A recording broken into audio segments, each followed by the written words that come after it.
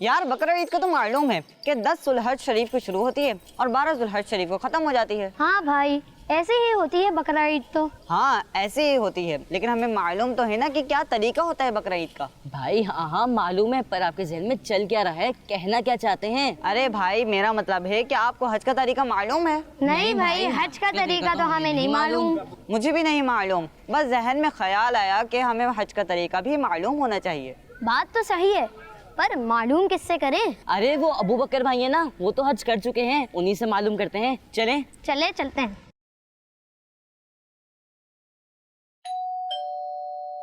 कौन? मोहम्मद अयूब अत्तारी।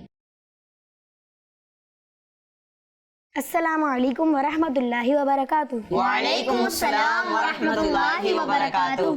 खैरियत, आज आप सब यहाँ? आपने माशाल्लाह हज किया हुआ है। इसीलिए हम आपसे हज का तरीका मालूम करने आए हैं। बेहतरीन। अच्छा ये बताएं, आपको हज के बारे में क्या मालूम है? अबू बकर भाई मालूम नहीं, इसलिए तो आपके पास आए हैं। अच्छा चलें मैं बताता हूँ। तो दोस्तों, सबसे पहले एहराम बांधते हैं।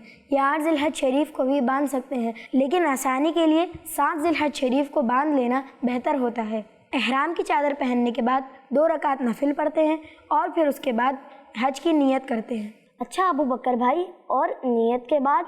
नियत के बाद कम से कम 1 बार लब्बैक कहना ज़रूरी है और 3 बार कहना अफजल है।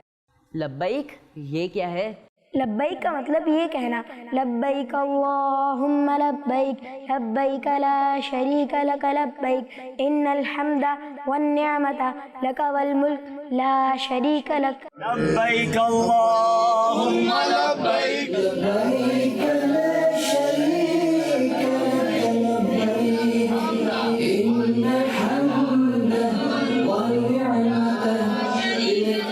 अच्छा दोस्तों, अब एक अहम बात याद रखें, हज 5 दिनों में होता है। 5 दिन कौन से? ये दिन 8, 9, 10, 11 और 12 ज़िलहज शरीफ। अच्छा, 8 ज़ुल्हज शरीफ को क्या करना होता है? 8 ज़ुल्हज शरीफ को मिना जाते हैं और वहाँ 5 नमाजें ज़ोहर, असर, मगरिब, इशा और फजर पढ़ते हैं। अच्छा ये बताइए कि फजर किस दिन की होगी? 9 ज़िलहज शरीफ। माशाल्लाह, 9 ज़िलहज शरीफ बहुत अहम दिन है, इसे हज का दिन भी कहते हैं। क्यों?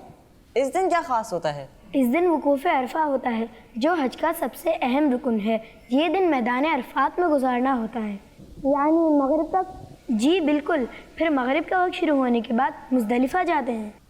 वहाँ क्या करेंगे? मुज़दलिफ़ा में रात गुजारेंगे और मुज़दलिफ़ा में ही मगरिब और इशा पढ़ेंगे, लेकिन इशा का वक्त शुरू हो जाने के बाद पढ़ेंगे। अबू बकर भाई, इशा के वक्त में मगरिब पढ़ेंगे तो मगरिब कज़ा नहीं हो जाएगी? नहीं दोस्तों, हुक्म यही है कि मुज़दलिफ़ा में मगरिब और इशा पढ़ेंगे, लेकिन इशा का वक्त शुरू हो जाने के बाद पढ़ेंगे। फिर इनको मिलाकर पढ़ने का क्या तरीका है? मुज़दलिफ़ा में मगरिब और इशा को मिलाकर पढ़ने का तरीका ये है, पहले मगरिब के फ़र्ज़ पढ़ेंगे, फिर इशा के फ़र्ज़, फिर मगरिब की सुन्नतें और नवाफिल, फिर इशा की सुन्नतें वितर वगैरह अदा किए जाएंगे। और हाँ दोस्तों, मुज़दलिफ़ा में फ़जर की नमाज़ पढ़ना या फ़जर के वक्त यहाँ होना ज़रूरी है, क्योंकि मुज़दलिफ़ा में वकूफ़ का वक्त तब शुरू होता है जब फ़जर का वक्त शुरू होता है।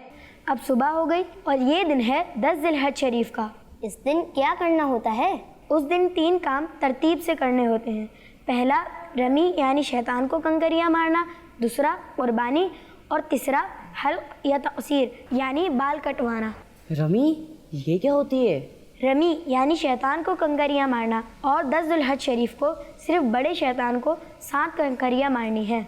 इसके बाद क्या सब कुछ मुकम्मल हो जाता है? नहीं, अभी एक बड़ा फ़र्ज़ बाकी है और वो है तवाफ़ुज़ ज़ियारा। ये कब करना होता है? 10, 11, 12 ज़ुल्हज शरीफ को सूरज ग़ुरूब होने से पहले कभी भी कर सकते हैं। फिर एक और अहम काम है साई करना। ये कब करें?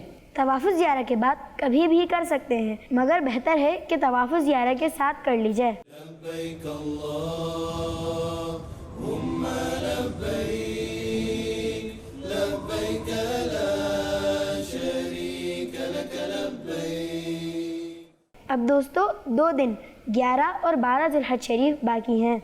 इनमें क्या करना होता है? इन दिनों में तीनों शैतानों को कंकरियाँ मारते हैं। कितनी कंकरियाँ? हर एक को 7 यानी टोटल 21 कंकरियाँ मारते हैं। लेकिन शैतानों को कंकरियाँ किस वक्त मारेंगे?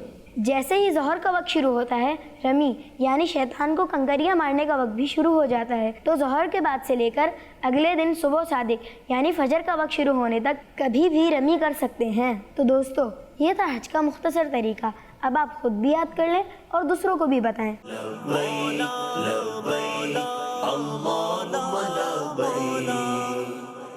بچوں کا مدنی چینل آ گیا، بچوں کا آ گیا